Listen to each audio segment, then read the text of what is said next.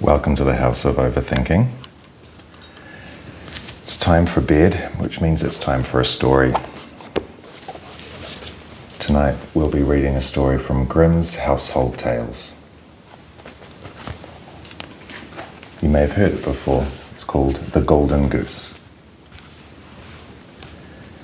There was a man who had 3 sons, the youngest of whom was called Simpleton, and he was despised, mocked, and put down on every occasion. It happened that the eldest wanted to go to the forest to hew wood, and before he went, his mother gave him a beautiful sweet cake and a bottle of wine in order that he might not suffer from hunger or thirst. When he entered the forest, there met him a little grey-haired old man who bade him good day and said, "Do give me a piece of cake out of your pocket and let me have a draught of your wine. I am so hungry and thirsty."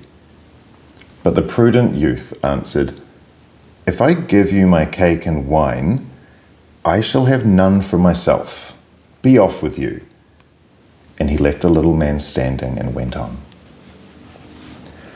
But when he began to hew down a tree, it was not long before he made a false stroke, and the axe cut him in the arm, so that he had to go home and have it bound up.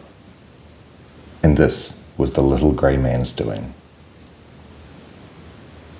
After this, the second son went into the forest, and his mother gave him, like the eldest, a cake and a bottle of wine.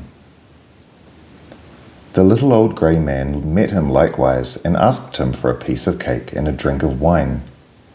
But the second son, too, said with much reason, "What I give you will be taken away from myself.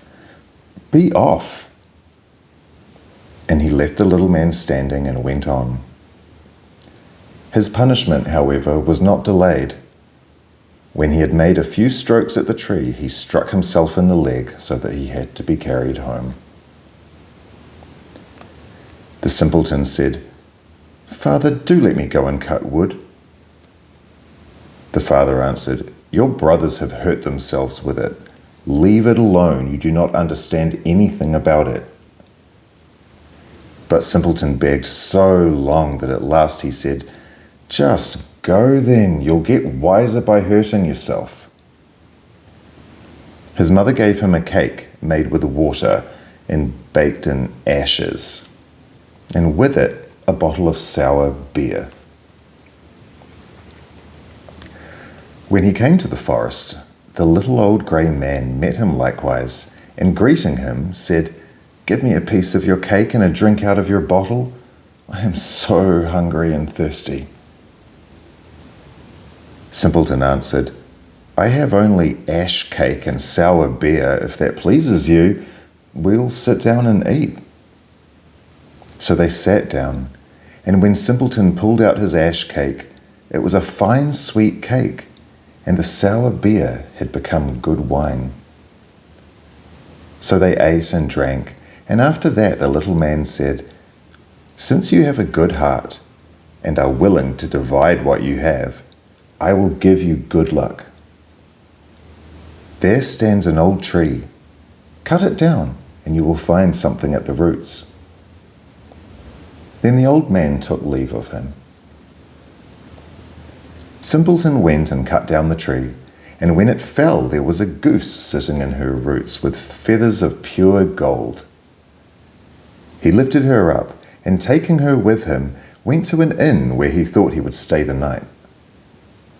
Now the host had 3 daughters who saw the goose, and were curious to know what such a wonderful bird might be, and would have liked to have one of its golden feathers. The eldest thought, "I shall soon find an opportunity of pulling out a feather." And as soon as Simpleton had gone out, she seized the goose by the wing, but her finger and hand remained sticking fast to it. The second came soon afterwards, thinking only of how she might get a feather for herself, but she had scarcely touched her sister than she was held fast. At last the third also came with the like intent, and the others screamed out, "Keep away, for goodness sakes, keep away!" but she did not understand why she was to keep away. Well, the others are there, she thought. I may as well be there too. So she ran to them, but as soon as she had touched her sister, she remained sticking fast to her. So they had to spend the night with the goose. The next morning, Simpleton took the goose under his arm and set out without troubling himself about the 3 girls who were hanging onto it. They were obliged to run after him continually, now left, now right, just as he was inclined to go. In the middle of the field, the parson met them, and when he saw the procession, he said, "For shame, you good-for-nothing girls! Why are you running across the fields after this young man? Is that seemly?"